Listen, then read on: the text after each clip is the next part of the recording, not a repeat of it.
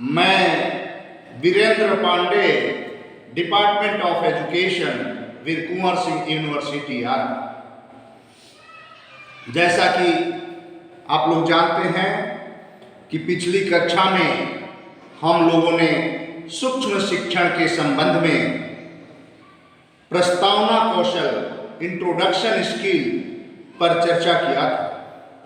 आज हम लोग इस कक्षा में व्याख्या कौशल, एक्सप्लेनेशन स्किल पर चर्चा करेंगे। व्याख्या कौशल।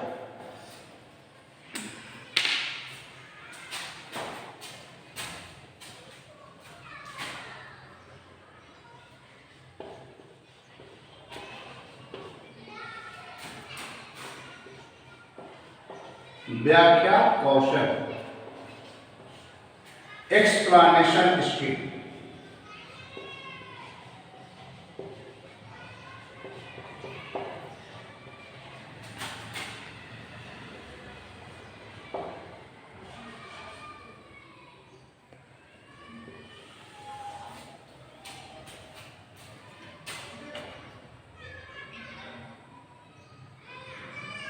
कक्षा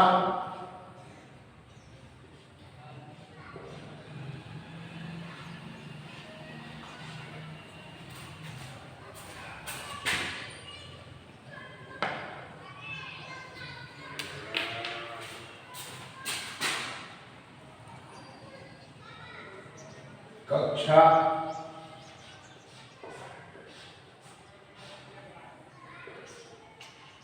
विषय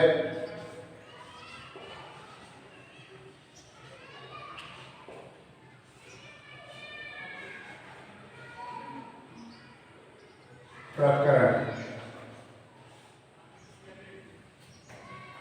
कक्षा 8वीं, विषय इतिहास,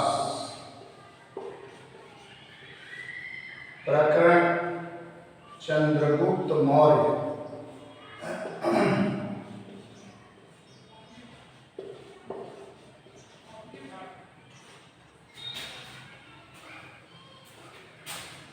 ये जैसा कि हम लोग पहले चर्चा कर चुके हैं कि सबसे पहले हमारा काम है श्यामपट्ट पर मार्जिनल एंट्री करना। तो मार्जिनल एंट्री में हमें पहले कौन सा कौशल पढ़ा रहे हैं, कौशल का नाम लिखते हैं। चाहे वो किनारे पर भी लिख सकते हैं कौशल का नाम लिख करके डैश देके, या ऊपर हेडिंग बना दिए कि व्याख्या कौशल। यानी कौशल का नाम लिखना श्यामपट्ट पर बहुत जरूरी है कि हम किस कौशल पर चर्चा करें।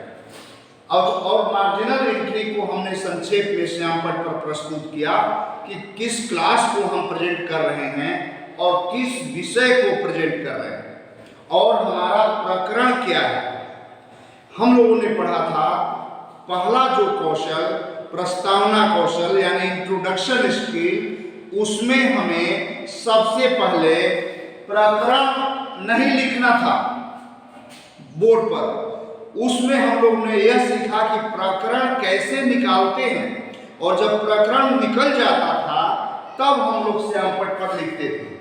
लेकिन इसके बाद दूसरा कौशल जो भी शुरू होता है, हर कौशल में सब विषय भी लिखा रहेगा और प्रकरण भी लिखा रहेगा। अगर एक विद्यार्थी आया प्रस्तुत करने, अगर उसका विषय इतिहास है तो इतिहास, और प्रकरण क्या, मान लीजिए चंद्रगुप्त मौर्य पढ़ाना चाह रहा है तो चंद्रगुप्त मौर्य लिखेगा। दूसरा विद्यार्थी आएगा, मान लीजिए कि विषय 8वीं को ही पढ़ा रहा है और दूसरा 9वीं को पढ़ाना चाह रहा है तो क्लास कक्षा को 9वीं चेंज करेगा, विषय को भी अपना जो विषय रहेगा वो चेंज करेगा, और प्रकरण भी जो उसका होगा वो चेंज करेगा। बस ये 3 मुख्य मुद्दा हर विद्यार्थी से कराया जाता है। बाकी सारी मार्जिनल एंट्री, जैसे अवधि 6 मिनट, 6 से 12 मिनट के बीच हमने जो बताया था वो रहेगा ही, दिनांक रहेगा ही, कौशल वही रहेगा ही। केवल 3 चीज चेंज हो सकता है। जो विद्यार्थी जब चेंज होते हैं, यानी कि विद्यार्थी मतलब छात्राध्यापक जो यहाँ प्रस्तुत करने आते हैं, वो जब चेंज होते हैं तो विषय प्रस्तुत करना चाहेंगे वो विषय लिखेंगे, और जो प्रकरण प्रस्तुत करते हैं वो प्रकरण लिखेंगे। ठीक है। और जिस कक्षा को, मान लीजिए 9वीं को पढ़ा रहे हैं, 10वीं को पढ़ा रहे हैं, 12वीं को पढ़ा रहे हैं, तो 12वीं को पढ़ाएंगे तो 12वीं लिखेंगे, 10वीं को पढ़ाएंगे तो 10वीं लिखेंगे, 9वीं को पढ़ाएंगे तो 9वीं लिखेंगे। तो इस तरह से चलेगा प्रकरण। अब इस पर जैसे करना क्या है कि विषय भी क्लियर हो गया, इतिहास पढ़ाना है, प्रकरण भी क्लियर हो गया कि चंद्रगुप्त मौर्य पढ़ाना है। इसके बाद ये कॉपी में भी रहेगा, ये मार्जिनल एंट्री कॉपी में भी रहता है, जो हम पाठ्य योजना बनाते हैं कॉपी में। इसके बाद कौशल के घटक लिखे रहते हैं। हमने उसमें कराया था जो प्रस्तावना कौशल में कि कौशल के घटक 7 घटक की चर्चा हमने किया था। अब हम व्याख्या कौशल पर चर्चा करने जा रहे हैं। तो व्याख्या कौशल में वे अब कौशल के घटक नहीं रहेंगे, वो चेंज हो जाएंगे। व्याख्या कौशल के घटक अब दूसरे हो जाते हैं। इसके भी घटक हैं, वो कॉपी में लिखा रहेगा। क्या घटक हैं? तो जैसे पहला इसका घटक है धारा प्रवाह भाषा का प्रयोग। चूंकि हम व्याख्या करने जा रहे हैं तो व्याख्या में हमें धारा प्रवाह बोलना है। हमें बोलना मतलब क्या बोलना है? टॉपिक पर बोलना है, टॉपिक का प्रस्तुतिकरण, धारा प्रवाह करना है। तो पहला घटक है, लिख देते हैं, जो कॉपी में लिखा रहेगा। श्यामपट्ट पर नहीं लिखना है, लेकिन आपको जानकारी हो जाए इसलिए हम चाहते हैं कि उस घटक को लिख दें। तो इसके कौशल के घटक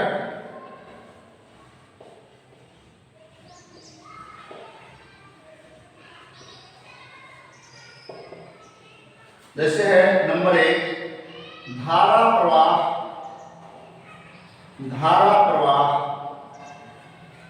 भाषा का प्रयोग।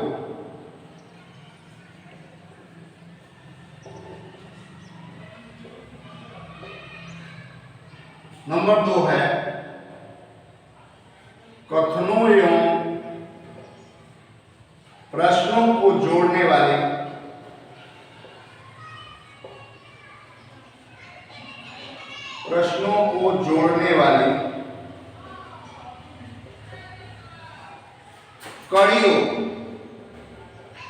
कड़ियों एवं साक्ष्यों का प्रयोग।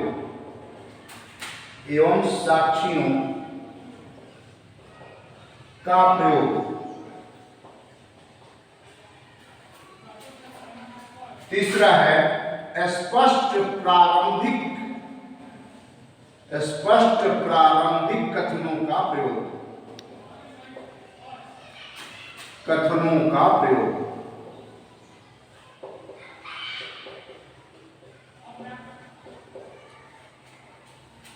चौथा है उपयुक्त शब्दों या मुहावरों का प्रयोग।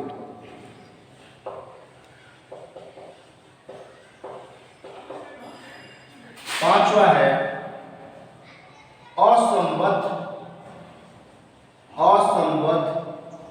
कथनों का अभाव।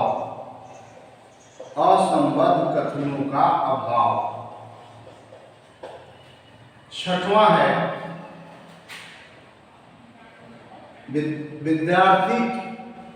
विद्यार्थियों के समझ के लिए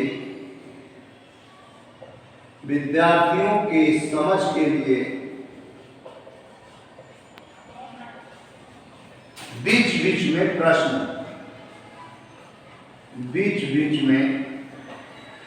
प्रश्न।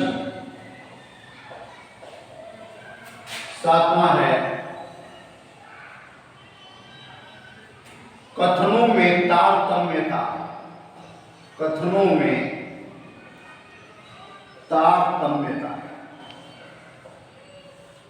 और आठवां है स्पष्ट निष्कर्षात्मक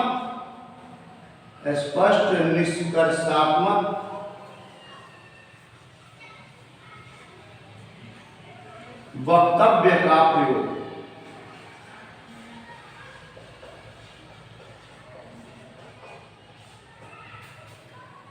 ये कौशल के घटक हैं जिसे हमें जानना जरूरी है, क्योंकि जब भी हम व्याख्यान देते हैं तो इन घटकों का प्रयोग होना चाहिए। तो इन घटकों का प्रयोग हम समुचित रूप में अपने व्यवहार में कर रहे हैं कि नहीं, इसका मूल्यांकन, इसका निरीक्षण जो निरीक्षक बैठे रहते हैं और अन्य भी छात्राध्यापक बैठे रहते हैं वे करते हैं कि इन घटकों में कितने घटक का प्रयोग यहाँ जो प्रेजेंट करने वाला छात्राध्यापक है उसने किया, कितने का नहीं किया और कितने का कई बार किया। ये सारा निरीक्षण ये बैठे हुए छात्राध्यापक और बैठे हुए निरीक्षक जो टीचर होते हैं निरीक्षक के रूप में वे लोग करते हैं। अब ये हिंदी में, विज्ञान में, गणित में, सभी विषयों में यही घटक रहते हैं। इंग्लिश में इसको इंग्लिश में लिखा जाता है। इंग्लिश में जैसे कौशल के पहला घटक है धारा प्रवाह भाषा का प्रयोग। धारा प्रवाह भाषा का प्रयोग मतलब रुकावट नहीं है, फ्लुएंसी होना चाहिए। Use of fluency, use of क्या कहेंगे, use of language in fluency माने धारा प्रवाह, उसमें रुकावट ना हो। दूसरा इसमें कथनों एवं प्रश्नों को जोड़ने वाली कड़ियों एवं साक्षियों का प्रयोग, use of proper link and connection, use of proper link and connection when explaining the topic। जब व्याख्या होती है जब तो उस समय क्या करना है, कहाँ क्या जरूरत है, लिंक जोड़ने वाली कड़ी होनी चाहिए और साक्षियों कनेक्शन का प्रयोग, एग्जाम्पल्स का प्रयोग, ये सब होना चाहिए। तो दूसरा है कथनों एवं प्रश्नों को जोड़ने वाली कड़ियों एवं साक्षियों का प्रयोग। दूसरा स्पष्ट प्रारंभिक कथनों का प्रयोग, use of clear statement when starting the lesson. जब हम स्टार्ट करते हैं लेसन को तो क्लियर स्टेटमेंट देना होता है, स्पष्ट प्रारंभिक कथनों का प्रयोग। चौथा कहता है उपयुक्त शब्दों या मुहावरों का प्रयोग, use of suitable words and idioms. उपयुक्त शब्दों एवं मुहावरों का प्रयोग होना चाहिए। फिर कहता है असंबद्ध कथनों का अभाव, लैक ऑफ अननेसेसरी स्टेटमेंट्स। जो अननेसेसरी है, बकवास की बात नहीं करना, कहने का मतलब जो नेसेसरी मैटर है, जो टॉपिक की ओर इंगित करता है, उससे जुड़े उदाहरण भी हो सकते हैं, वो करना है। लेकिन अननेसेसरी जो है, जो जिसका पाठ से कोई तारतम्यता ही नहीं है, पाठ से कोई लगाव ही नहीं है, उसको हमें नहीं करना। असंबद्ध कथनों का अभाव, लैक ऑफ अननेसेसरी स्टेटमेंट्स। से इस कदर विद्यार्थियों के समझ के लिए बीच बीच में प्रश्न, understanding type questions when explaining the nation, when explaining the lesson. जब हम पाठ को प्रस्तुत करते हैं तो बीच बीच में प्रश्न भी, एक आध प्रश्न, ज्यादा नहीं, व्याख्या कर रहे हैं, 1 से 2 प्रश्न पूछ लेते हैं ताकि विद्यार्थी एक्टिव रहे। तो विद्यार्थियों के समझ के लिए बीच बीच में प्रश्न। और सातवां है कथनों में तारतम्यता, कोरिलेशन इन स्टेटमेंट।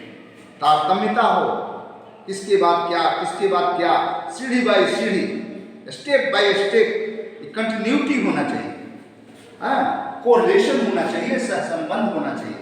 कथनों में तारतम्यता, स्पष्ट निष्कर्षात्मक वक्तव्य का प्रयोग, use of clear concluding statement. जब हम पाठ को समाप्त करते हैं तो वहां क्लियर कंक्लूडिंग होना चाहिए, ये बात है। तो इस तरह से ये कौशल के घटक है। आपको याद, ये सभी विषयों में ये कौशल के घटक प्रयोग में होते हैं। केवल लेसन प्लान में, श्यामपट पर नहीं, हमने पहले बोल चुका है कि श्यामपट पर नहीं लिखना है, ये कॉपी में लिखा रहेगा, ताकि यहाँ जो आप पाठ प्रस्तुत करें तो आपका ध्यान इस पर रहे कि हमको घटक को फॉलो करना है, सभी कंपोनेंट्स को फॉलो करना है। तो आपको हो गया। जैसे पहला है धारा प्रवाह भाषा का प्रयोग, फ्लुएंसी इन लैंग्वेज, कथनों एवं प्रश्नों को जोड़ने वाली कड़ियों एवं साक्ष्यों का प्रयोग, use of links and connections to connect statement and questions. Third है स्पष्ट प्रारंभिक कथनों का प्रयोग, use of clear statement to start the lecture. चौथा है उपयुक्त शब्दों या मुहावरों का प्रयोग, use of suitable words and idioms. पांचवा है असंबद्ध कथनों का अभाव, लैक माने अभाव, lack of unnecessary statements. Six है विद्यार्थियों के समझ के लिए बीच बीच में प्रश्न, understanding type questions when explaining the lesson. सातवां है कथनों में तारतम्यता, कोरिलेशन इन स्टेटमेंट। और आठवां है स्पष्ट निष्कर्षात्मक वक्तव्य का प्रयोग, यानी use of clear concluding statements. ये घटक को हमें पाठ को जब हम व्याख्या कर रहे हैं तो वे मन ही मन व्यवहार में फॉलो करना होता है। अब हम चलते हैं, अब जो टॉपिक पढ़ाएंगे, जो हम क्लासरूम में जो काम करेंगे उस पर चर्चा करने जा रहे हैं।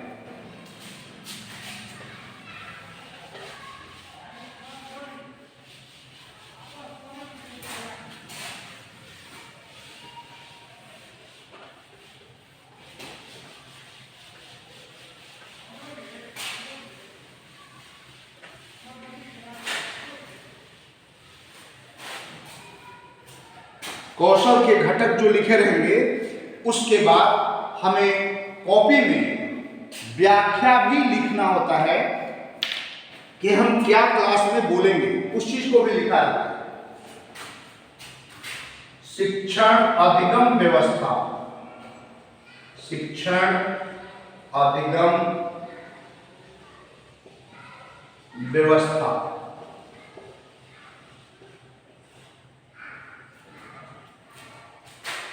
इसमें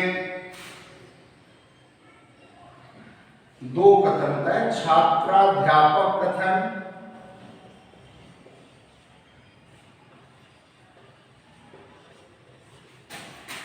और यह है छात्र क्रिया। छात्र क्रिया दो बात। मान लीजिए हमको चंद्रगुप्त मौर्य पढ़ाना है, तो हमारे जो पाठ्य योजना है कॉपी में, वो उसमें चंद्रगुप्त मौर्य के बारे में पूरी बात चर्चाएं लिखेंगे, पूरी चर्चा। जैसे हम लिखेंगे सिकंदर, कॉपी में लिखा रहेगा, घर से लिख के लाते हैं कि सिकंदर ने 326 ईस्वी पूर्व भारत पर आक्रमण किया। उस समय पश्चिमोत्तर भारत पर आक्रमण किया। उस समय नंद वंश के शासक घनानंद का शासक था, वह बहुत ही क्रूर था। उसकी क्रूरता से प्रभावित चंद्रगुप्त मौर्य उसी के शासन में काम सेना के रूप में कार्य करता था, लेकिन उसके क्रूर स्वभाव से वह बहुत दुखी होकर उसका विद्रोह करना शुरू कर दिया, जिस पर घनानंद ने उसको मृत्यु दंड का आदेश दे दिया। ये सारी बातें जो भी बोल रहे हैं, वो सारी बातें इस छात्राध्यापक कथन में लिखा रहेगा, सारी बातें लिखा रहेगा जो भी है। और बीच बीच में प्रश्न जैसे हम पूछेंगे, इतना बोले पूछे सिकंदर पश्चिमोत्तर भारत पर कब आक्रमण किया, तो छात्र जवाब देवे 326 ईस्वी पूर्व। तो ये बातें भी लिखा रहेगा। जैसे ये व्याख्या ऊपर लिख दिए थोड़ा, फिर नीचे हो जाएगा प्रश्न। अब व्याख्या जो दे रहे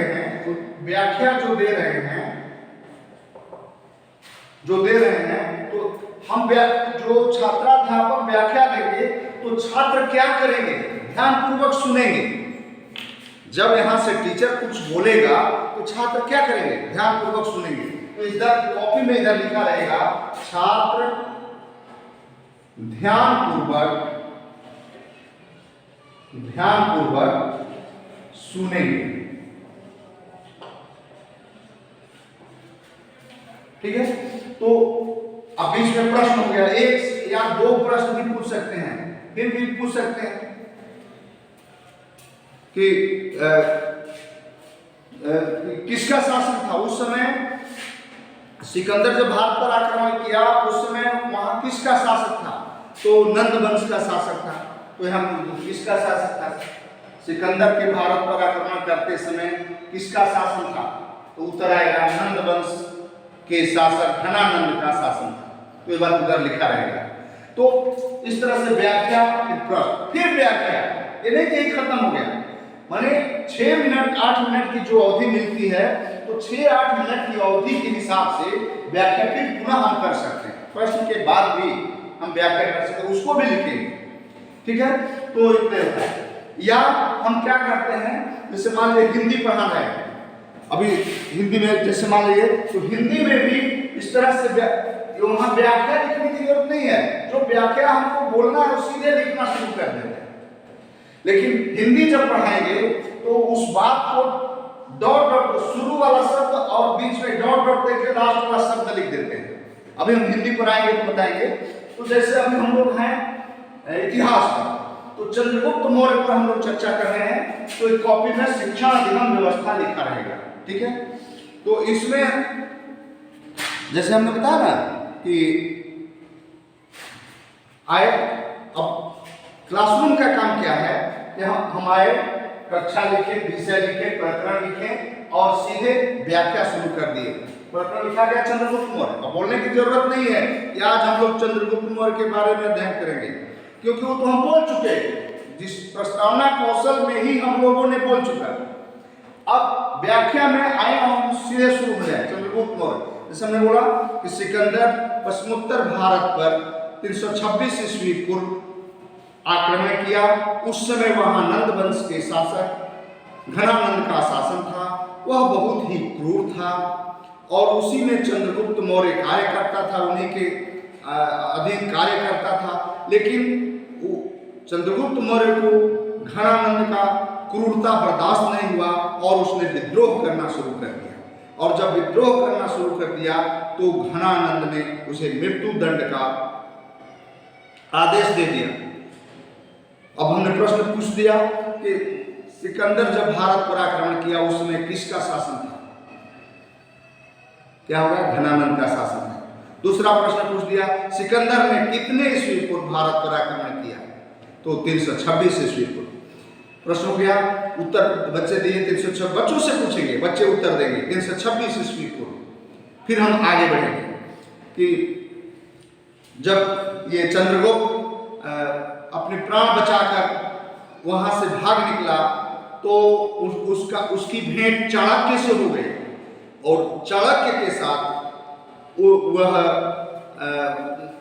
उसके पतन की, नंदवंश वहां के पतन की के लिए शपथ ले ली कि हम लोग उसका पतन करेंगे। चाणक्य भी उनका साथ दिया और जब भी सिकंदर भारत छोड़कर गया तो उन्होंने पंजाब में कुछ, जो पंजाब क्षेत्र में जो कुछ असंतुष्ट लोग थे उनको एकत्रित किया और उन्होंने पुनः चढ़ाई किया और यूनानियों को भागना पड़ा। उसमें एक यूनानी सेल्यूकस जो था उससे वह हार परास्त हो गया और उससे चंद्रगुप्त से संधि करनी पड़ी और बाद में सेल्यूकस ने अपनी पुत्री की शादी चंद्रगुप्त से कर दिया। उसने अपने चंद्रगुप्त को 500 हाथियां भी दान दी। अंत में चंद्रगुप्त जब अंतिम समय में जैन धर्म की भी शिक्षा ली। मैंने कहा मतलब व्याख्या इस तरह से हम पूरा प्रस्तुत करेंगे। तो इस और ये जैसे इस टॉपिक पर इस तरह से पूरी व्याख्या को प्रस्तुत करेंगे और जो ही खत्म होगा 5 मिनट के आसपास हम जितना तैयार करके रहेंगे उसके बाद हमारा काम खत्म हो जाता है। तो ये बातें लिखी रहेगी, कहने का मतलब कॉपी में। इसके बाद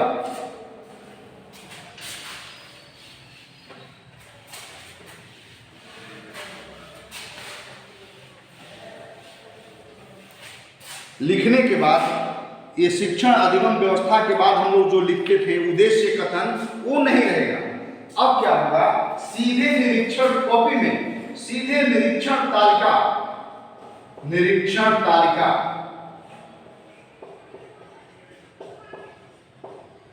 बनेगा। और निरीक्षण तालिका हम बताए थे उस दिन भी कि एक दो तरफ से इधर आता है कौशल के घटक, कौशल के घटक, और इधर आता है हाँ नहीं, हाँ नहीं। यानी इसमें क्या करते हैं, सब घटक जैसे हम लोग जितने घटक लिखे थे सब इसमें लिखा रहेगा। एक पहला में क्या था, दूसरा में क्या था, तो सब लिखा रहेगा। और टीचर हाँ नहीं में टिक लगाते हैं। जैसे पहला घटक को आपने फॉलो किया, अगर जो बैठे रहेंगे निरीक्षक तो देखिए पहला पूरा किया तो उसमें टिक लगाएंगे। दूसरा पूरा क्लासरूम में करते हैं, आपको देख के टिक लगाते हैं। और नीचे फिर उसी तरह से इधर से सुझाव देते हैं, सुझाव, और इधर अपना हस्ताक्षर, हस्ताक्षर पर्यवेक्षक, हस्ताक्षर पर्यवेक्षक। ये टीचर का काम है, लेकिन कॉपी में खाका बना रहेगा। सभी घटक निरीक्षण तालिका में लिखे रहेंगे। और इधर हाँ नहीं को हमने जैसे उधर टैली बताया था, टैली भी लिख सकते हैं। टैली का मतलब ही है हाँ नहीं, माने आपने ये घटक को पूरा किया तो हाँ, अगर नहीं किया तो नहीं। तो यहाँ टैली लिख सकते हैं या हाँ नहीं भी लिख सकते हैं। और फिर नीचे सुझाव अपना देते हैं जो निरीक्षक होते हैं, और यहाँ पर्यवेक्षक का हस्ताक्षर होता है। और यहाँ क्लासरूम में बच्चों से भी सुझाव मांगा जाता है। जो छात्र सुन रहे हैं उनसे भी सुझाव मांगा जाता है। आप सुझाव दीजिए बारी बारी से, जो दो चार लोग देना चाहें कि हाँ क्या कमियां थी। कमियों पर ज्यादा सुझाव देना होना अच्छा होता है। अच्छाई को भी बता सकते हैं, लेकिन ज्यादा कमियां बताने से वो कमियां दूर होती हैं, तो वो ज्यादा इफेक्टिव होता है। तो कमियां क्या है, इस पर ज्यादा फोकस करना और बेहतर होता है। ठीक है, तो इस तरह से ये इसका पाठ्य योजना निर्मित होता है। फिर जैसे हम लोग मान लीजिए चर्चा कर रहे हैं,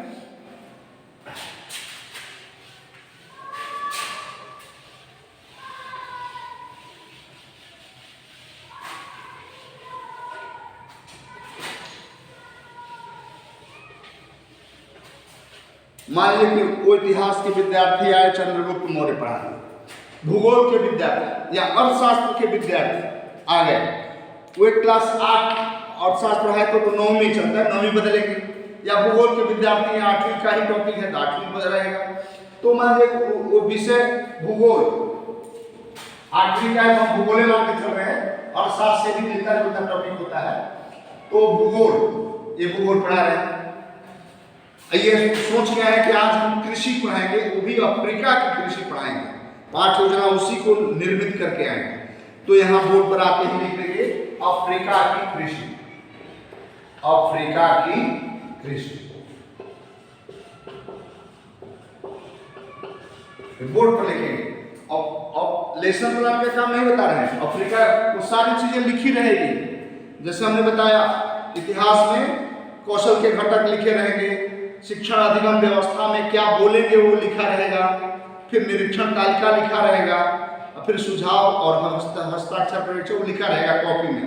लेकिन श्यामपट्ट पर वो क्या करेंगे, यहाँ क्लासरूम में तो आएंगे, बोर्ड पर कक्षा देख लेंगे क्या है, कक्षा को ठीक कर लेंगे, विषय को ठीक कर लेंगे, और प्रकरण को जो पढ़ाएंगे वो लिख लेंगे। अब अफ्रीका की कृषि पर शुरू हो जाएंगे व्याख्या देना। जैसे मान लीजिए सीधे बोलेंगे कि अफ्रीका में अधिकांश भाग मरुस्थल है, फिर भी वहाँ प्राकृतिक सुविधाओं की कमी नहीं है। वहाँ की जलवायु उष्ण है, वहाँ पर भी मक्का, ज्वार बाजरा, चावल, गेहूं आदि की खेती होती है। तो इस तरह से थोड़ा व्याख्या करने के बाद फिर बीच में प्रश्न भी पूछ लेंगे कि अफ्रीका की अधिकांश भूमि कैसी है। छात्र क्या जवाब देंगे, सुने हैं नहीं, मरुस्थल है। अफ्रीका की अधिकांश भूमि मरुस्थल है। दूसरा प्रश्न पूछेंगे कि अफ्रीका की जलवायु कैसी है। छात्र जवाब देंगे अफ्रीका की जलवायु उष्ण है। फिर आगे बढ़ जाएंगे कि अफ्रीका में इथियोपिया की पहाड़ियों में कहवा की भी खेती होती है। कहवा भी कॉफी की तरह एक पेय पदार्थ है। और पहाड़ी प्रदेशों में वहाँ गेहूं की खेती होती है। विषुवतीय प्रदेशों में, इसके बाद उपोष्ण प्रदेशों में भी भिन्न भिन्न फसलों की खेती होती है। जैसे आलू की खेती उपोष्ण प्रदेशों में होती है। वहाँ पर ये द्रव निकालने वाले पदार्थों की भी खेती होती है। तिलहन, नारियल है कि नहीं, मूंगफली, इस सारी चीजों की खेती होती है। अब पूछेंगे कि कहवा का आदि भूमि किसको कहा जाता है। जैसे हमने पहले चर्चा किया इथियोपिया के पहाड़ियों को, तो बच्चे तुरंत बताएंगे कहवा की आदि भूमि किसे कहा जाता है, तो इथियोपिया के पहाड़ियों को। तो इस तरह से हम व्याख्या भी देते हैं और बच्चों से जब प्रश्न करते हैं तो बच्चे जवाब देते हैं। तो ये इस तरह से 5-7 मिनट का यह सिलसिला चलता है। फिर उस बच्चे का काम खत्म होता है और जाते समय अपना ये टॉपिक मिटा के, विषय और प्रकरण मिटा के चले जाते हैं। क्योंकि दूसरा जो बालक आएगा, तो दूसरा जो बालक का मतलब यहाँ छात्राध्यापक जो यहाँ प्रेजेंट करेगा, दूसरा जो छात्राध्यापक आएगा वो आकर के फिर अपना विषय, अपना प्रकरण डालेगा। इस तरह से ये सिलसिला चला जाता है। व्याख्या इस तरह से की जाती है। धारा प्रवाह बोलना, बीच बीच में प्रश्न पूछना, है कि नहीं, उपयुक्त शब्दों का, सारे जो घटक बताए सबका प्रयोग अपने व्यवहार में करना होता है। इस तरह से तीसरा मान लिया हमको हिंदी पढ़ाना, तो हिंदी में हम आ गए तो विषय क्लास 8वीं को ही मान ले रहे हैं, 8वीं को पढ़ा रहे हैं, विषय हिंदी।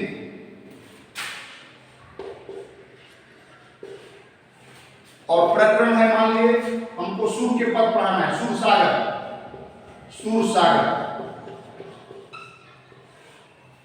सागर पढ़ाना है। तो हिंदी में क्या होता है कि शुरू वाला जो, जैसे कविता है मान लीजिए, तो कविता का जो एक पैरा हम सोच के आए हैं, 5 मिनट में एक पैरा का व्याख्या बहुत हो जाएगा। अगर बड़ा पैरा है तो एक पैरा हम सोच, तो शुरू वाला पद और बाद वाला पद लिखते थे। जैसे व्याख्या में शिक्षण अधिगम व्यवस्था के अंतर्गत हम क्या करते हैं, छात्राध्यापक कथन की ओर क्या इसमें हम ऊपर लिख देते हैं। जैसे मान लीजिए कि मैया मोरी, पूरी बात नहीं लिखेंगे, मैया मोरी लिख के डॉट डॉट करके अंतिम बात है। जैसे मान लीजिए तू ही मेरी माँ, डॉट डॉट करके क्लैरिफाई कर दिए। इसी की चर्चा होगी। शिक्षण लिख करके फिर पूरी बात जो बोलेंगे उसको बीच में लिख देते हैं, पूरी बात। इसमें जो बोलेंगे, हमें जो काम करेंगे व्याख्या कौशल में, वो सारी बातें अंदर लिख देंगे। लेकिन डॉट डॉट करके ऊपर शुरू कर देंगे कि यहाँ से लेके यहाँ तक है। ये हिंदी में या इंग्लिश में, भाषा में इसका प्रयोग ज्यादा करते हैं। ठीक है। अब हम क्या करते हैं कि इसमें अब सीधे बोलेंगे कविता को आते मैया किताब लेके भी हिंदी में, इंग्लिश में, यानी भाषा में, गणित में हम किताब का प्रयोग कर सकते हैं। लेकिन सोशल साइंस में कोई भी विषय हो, इतिहास, भूगोल, नागरिक, उसमें हमें किताब नहीं लेना है। हमें विज्ञान में भी किताब नहीं लेना है। लेकिन गणित में प्रश्न, चूंकि गणित बनाना है, गणित में क्या करेंगे, पूरा गणित इस पर लिख के, सवाल लिख के उसको बनाएंगे, बोलते हैं, समझाएंगे, वही व्याख्या हो जाएगी। लेकिन भाषा में हम किताब ले सकते हैं, गणित में किताब ले सकते हैं। तो किताब से देख के पहले पढ़ लेंगे, मैया मोरी मैं नहीं माखन खायो भोर भयो, जो भी है बलराम, जो जैसे बलराम चढ़ाने वाले हमने लिखा है तू ही मेरी माता, तो पूरा एक पैरा जो भी है उसको हम लोग लेके पढ़ेंगे। और छात्र क्या करेंगे, ध्यानपूर्वक सुनेंगे। तो लिखा रहेगा इधर, छात्र ध्यानपूर्वक सुनेंगे कॉपी में। लेकिन पहला हम क्लासरूम का बता रहे हैं कि हमारे टॉपिक लिखे, प्रकरण लिखे, और ये नहीं लिखेंगे। अब सीधे हम लोग प्रकरण लिखने पर हम पढ़ना शुरू कर देंगे, माया मोरी मैं नहीं माखन खायो, जो भी है, तो उस पैरा को पूरा पढ़ेंगे। पढ़ने के बाद उसको समझाएंगे। जैसे ये बलराम वाली कहानी है, माया तू ही मेरी माता, कि क्या होता है कि बलराम जो कृष्ण के बड़े भाई के रूप में हैं, वे कृष्ण को चिढ़ा रहे हैं कि तुम किसके पुत्र हो, तुम किसके पुत्र हो, तुम जशोदा के पुत्र नहीं हो। नंद जी और जशोदा तो गोरे वर्ण के हैं, तुम काले कलूटे कहां से आ गए। और इसको चिढ़ा रहे हैं और कृष्ण इसलिए उनके साथ खेलने नहीं जा रहे हैं। इस सारी बात को समझा रहे हैं, ये बोलना है। तो अब इसमें प्रश्न भी पूछना है कि कौन किसको चिढ़ा रहा है। छात्र जवाब देंगे बलराम कृष्ण को चिढ़ा रहा है। ठीक है, और भी एक प्रश्न भी पूछ सकते हैं, 2 प्रश्न भी पूछ सकते हैं इससे जुड़ा हुआ।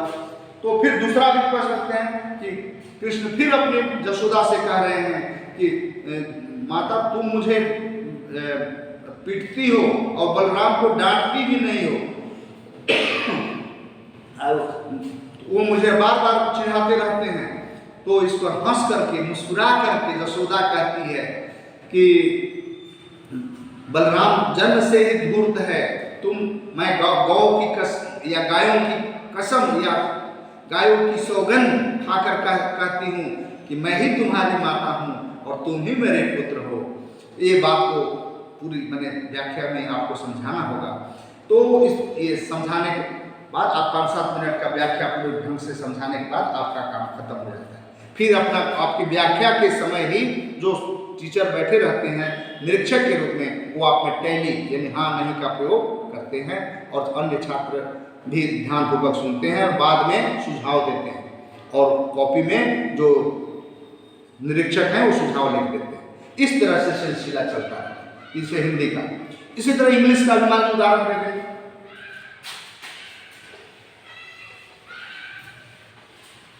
ये कविता का हो गया। इंग्लिश में मान लीजिए, इंग्लिश में आने पर हमें वो कक्षा विषय जो लिखा है उसको भी चेंज करना, इंग्लिश लिखना होता है।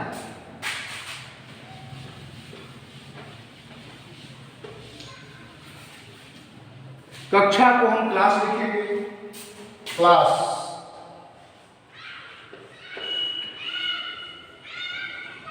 ये 8 है, 8 इंग्लिश में। इसके बाद सब्जेक्ट लिख रहे हैं, सब्जेक्ट इंग्लिश। इसका टॉपिक, प्रकरण को टॉपिक बोलते हैं। मान लीजिए हमको पढ़ाना है Mahatma Gandhi, Mahatma Gandhi.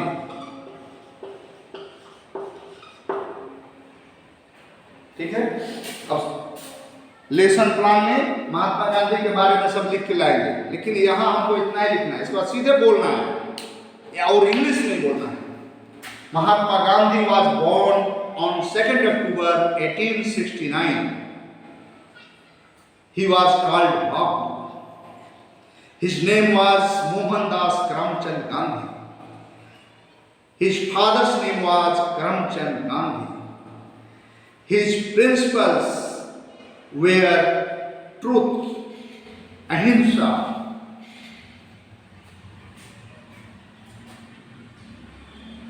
Now reply the question. When Gandhi was born?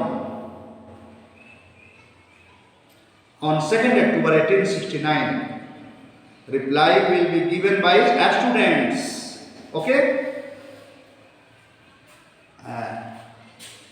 What is he called? He was called Bapu. Now our statement will increase. Gandhiji wanted to freedom the nation. He started a number of movements to free the nation. And our nation got freedom on 15 August 1947. Gandhi was shooted on 30 January 1948. He was no more, but his principles were give a strong power to nation. कहने का मतलब जो भी व्याख्या देना है उसे हमें, अगर हम इंग्लिश के विद्यार्थी हैं तो प्रयास करना है कि इंग्लिश में एक्सप्लेनेशन दें, अच्छा से अच्छा तैयारी करके हमें अच्छा प्रस्तुत करें। बीच में छात्रों की समझ के लिए हम कहीं कहीं हिंदी का भी प्रयोग कर सकते हैं, लेकिन मैक्सिमम जो हमारी भाषा है वह इंग्लिश होनी चाहिए। तो इस तरह से व्याख्या कौशल में सीधे ये क्लास, सब्जेक्ट, टॉपिक यानी मार्जिनल एंट्री करिए और आकर के शुरू हो जाइए और 5 मिनट, 6 मिनट, 8 मिनट, 12 मिनट तक आप व्याख्या दे सकते हैं। इसके बाद इस कौशल का काम समाप्त हो जाता है। तो आज हम लोग इस पर विधिवत ढंग से चर्चा किए। सारे काम वही हैं जैसे फॉर्म मैंने बताया ना कि जो हम लोग लेसन प्लान बनाते हैं, माइक्रो लेसन प्लान, उसमें स्किल चेंज, ये दूसरा स्किल हमने पढ़ा, जैसे पहला प्रस्तावना कौशल बनाया, उसका जो फॉर्मेट होता है लगभग वही फॉर्मेट सब में होता है, केवल उसमें से एक चीज गायब हो जाता है, उद्देश्य कथन। उद्देश्य कथन अन्य कौशलों में नहीं लिखा है, क्योंकि टॉपिक पहले से क्लियर रहता है कि हम क्या पढ़ाएंगे। प्रस्तावना कौशल में केवल क्लियर नहीं रहता है, क्योंकि उसमें हमको टॉपिक निकालना है। पहला कौशल में टॉपिक निकालना होता है, इसलिए उसमें उद्देश्य कथन लिखते हैं कि आज हम लोग इस पर अध्ययन करेंगे। लेकिन वो जब निकल गया तो उससे दूसरा व्याख्या कौशल, तीसरा जो भी कौशल होगा, चौथा जो भी कौशल, उसमें उद्देश्य कथन नहीं लिखा जाता है लेसन प्लान में, और यहाँ बोला भी नहीं जाता है, क्योंकि एक बार हम लोग क्लास में बोल चुके, बार बार उसी बात को नहीं बोलना, क्योंकि टॉपिक ऑलरेडी निकला हुआ है, उसी को हमें व्याख्या करना है। ठीक है, तो ये हो गया। और बाकी ढांचा वही रहेगा, शिक्षण अधिगम व्यवस्था, उसमें हमको टॉपिक निकालना था तो प्रश्न पूछे थे, इसमें हमें व्याख्या करना है तो पूरी व्याख्या लिखेंगे, और नीचे फिर निरीक्षण तालिका वैसे ही रहेगा, सुझाव वैसे ही रहेगा, हस्ताक्षर पर्यवेक्षक वैसे ही रहेगा। यही काम सब में, जैसे व्याख्या कौशल के अंतर्गत सभी विषयों में करना है। केवल गणित में श्यामपट्ट पर गणित को बनाना होगा और समझाना होगा, यही काम। विज्ञान में भी ऐसे ही बोलना है, जैसे हमने अभी बोला, इतिहास में बोला, भूगोल में बोला, अर्थशास्त्र में बोला है कि नहीं, हिंदी में बोला, अंग्रेजी में बोला, जैसे विज्ञान में भी ऐसे ही आना है और ऐसे ही बोलना है। ठीक है, तो आज हम लोग इस कक्षा को यहीं विश्राम देते हैं, फिर हम लोग अगली कक्षा पर अगले कौशल की चर्चा करेंगे। धन्यवाद।